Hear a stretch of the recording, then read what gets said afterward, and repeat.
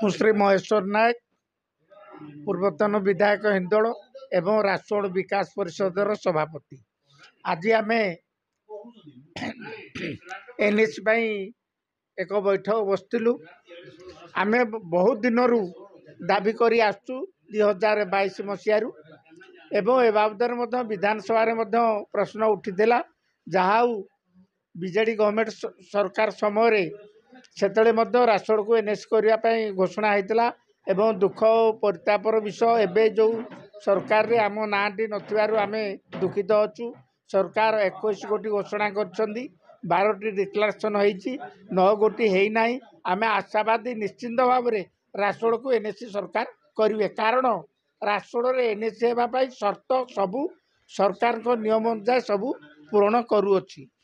ଏବଂ ଏ ବାବଦରେ ଆମେ ବିଭାଗୀୟ ମନ୍ତ୍ରୀ, ମୁଖ୍ୟମନ୍ତ୍ରୀ, ଜିଲ୍ଲାପାଳ, ଉପଜିଲ୍ଲାପାଳ ଏବଂ ବିଭାଗୀୟ ଏ ଯେଉଁ ଆମର ବିଧାୟିକା ଏବଂ ଏମ୍ପି ସମସ୍ତଙ୍କୁ ମଧ୍ୟ ଲିଖିତ ଆକାରରେ ଜଣେଇଛୁ। ପୁନଶ୍ଚ ପୁଣି କେନ୍ଦ୍ରମନ୍ତ୍ରୀ ସମେତ ଅନ୍ୟମାନଙ୍କୁ ମଧ୍ୟ ରିମାଇଣ୍ଡର ଆମେ ଦେବା ପାଇଁ ଆଜି ପ୍ରସ୍ତାବ ସ୍ଥିର କଲୁ।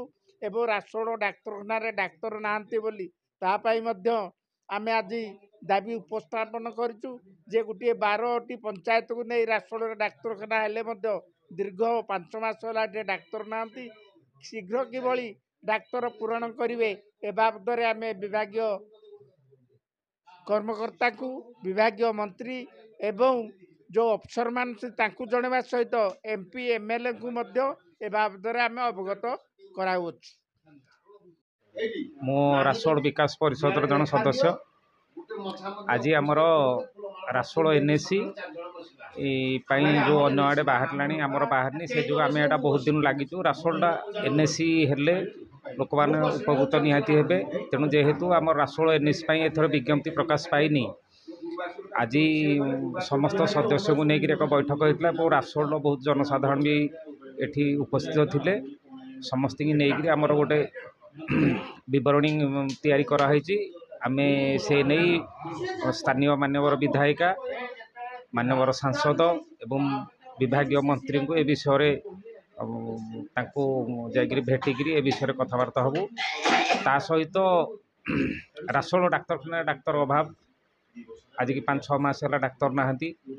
ଏଠି ଆମର ପାଖାପାଖି 15ଟି ପଞ୍ଚାୟତର ଲୋକ ଏଠି ଡାକ୍ତରଖାନାରେ ଉପରେ ନିର୍ଭର କରନ୍ତି।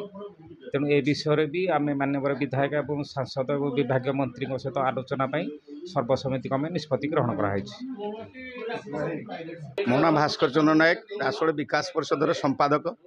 ଆଜି ଆମେ ରାସୋଳରେ ଏନ୍ଏସି ଏବଂ ରାସୋଳ ଡାକ୍ତରଖାନାରେ ପରମାନେଣ୍ଟ ଡାକ୍ତର ନିଯୁକ୍ତି ସମ୍ବନ୍ଧରେ ଆମେ ଆଜି ସର୍ବଦଳୀୟ ବୈଠକ ଡକାଇଥିଲୁ ବିକାଶ ପରିଷଦ ମାଧ୍ୟମରେ। ଆମର ଉଦ୍ଦେଶ୍ୟ ହେଲା ଯେ ବିଗତ ସରକାର ସମୟରେ ଆମେ ରାସୋଳକୁ ଏନ୍ଏସି କରିବା ପାଇଁ ଆଜିକି 10 ବର୍ଷ ହେଲା ଆମେ ଆନ୍ଦୋଳନ କରିଥିଲୁ। ଏଥିପାଇଁ ଆମର ପଞ୍ଚାୟତ ଠାରୁ ଆରମ୍ଭ କରି ବ୍ଲକ, ଉପଜିଲ୍ଲାପାଳ ଏବଂ ଜିଲ୍ଲାପାଳ ପରେ ଅର୍ବାନ ସେକ୍ରେଟାରୀ ଏବଂ ବିଭାଗୀୟ ମନ୍ତ୍ରୀ, ମୁଖ୍ୟମନ୍ତ୍ରୀ ଏଙ୍କୁ ସମସ୍ତେ ଆମେ ଲିଖିତ ଆକାରରେ ଜଣାଇଥିଲୁ। ଆଉ ଆମର ଏନ୍ଏସି ହେବା ପାଇଁ ସବୁ ପ୍ରକାର ସର୍ତ୍ତ ପୂରଣ କରୁଥିଲା। ବିଗତ ସମୟରେ ଯେଉଁ ସରକାର ଥିଲେ ସେ 34ଟିକୁ ସେ ଡିକ୍ଲାର କରିଥିଲେ ଏବଂ 34 ଡିକ୍ଲାର ଭିତରେ ରାସୋଳ ନଥିଲା। ତାପରେ ଆମର ସରକାରଙ୍କୁ ଆମେ ଦେଇ ସେ ରାସୋଳକୁ ଏନ୍ଏସି କରିବା ପାଇଁ ଆମେ ଦାବି ଦେଇଥିଲୁ ଏବଂ ଆମର ଦାବିକୁ ଆମର ସେତେବେଳେ ଯେ ଉପଜିଲ୍ଲାପାଳ ଶିବାନନ୍ଦ ସ୍ୱାଇଁ ଗ୍ରହଣ କରି ରାସୋଳକୁ ଏନ୍ଏସି କରାଯିବ ବୋଲି ସେ ଦୃଢ଼ ପ୍ରତିଶ୍ରୁତି ଦେଇଥିଲେ ଏବଂ ସରକାରଙ୍କୁ କହିଥିଲେ। ଏ ଫଳରେ ସରକାର ଆମେ ତାଙ୍କୁ ରାସୋଳକୁ ଏନ୍ଏସି କରିବା ପାଇଁ କହିଲେ।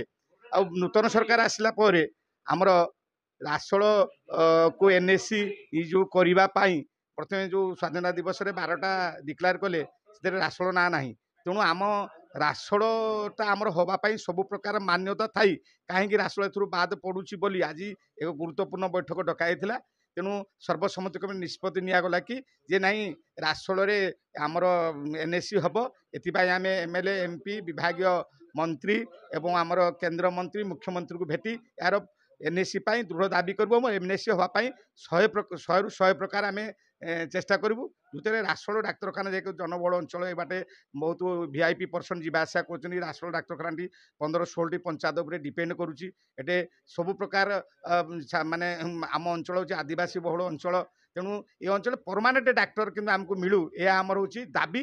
ତେଣୁ ଏ ଦାବି ମଧ୍ୟ ଆମେ ମନ୍ତ୍ରୀ ବିଭାଗୀୟ ମନ୍ତ୍ରୀ ମୁଖ୍ୟମନ୍ତ୍ରୀ ସମସ୍ତଙ୍କୁ ଦେବୁ ଆଜିର ବୈଠକରେ ନିଷ୍ପତ୍ତି ଏବଂ ନିଷ୍ପତ୍ତିକୁ ଆମେ ଆଗେଇ ନେବୁ।